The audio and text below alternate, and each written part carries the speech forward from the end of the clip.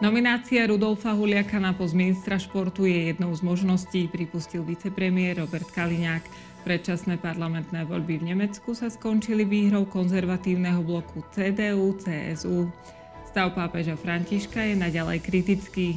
Slovenské reprezentantky v lukostreľbe Denisa Baránková, Elena Bendíková a Kristína Drusková získali na halových majstrovstvách Európy striebro. Aj tieto správy priniesol uplynulý víkend.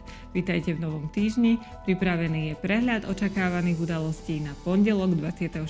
februára.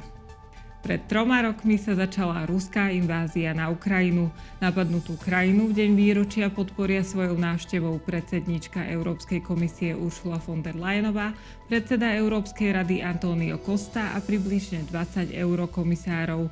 Do Kieva zavíta aj španielský premiér Pedro Sánchez. Ministri zahraničných vecí Európskej únie zároveň dnes v Bruseli rokujú o ďalšom balíku sankcií proti Rusku.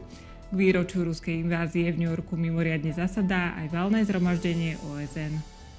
Minister obrany Robert Kaliňák cestuje do Varšavy, kde ho príjme jeho poľský náprotivok Vladislav Košňa-Kamiš. Ministri plánujú podpísať predbežnú dohodu o spolupráci pri dodávkach munície pre poľskú armádu.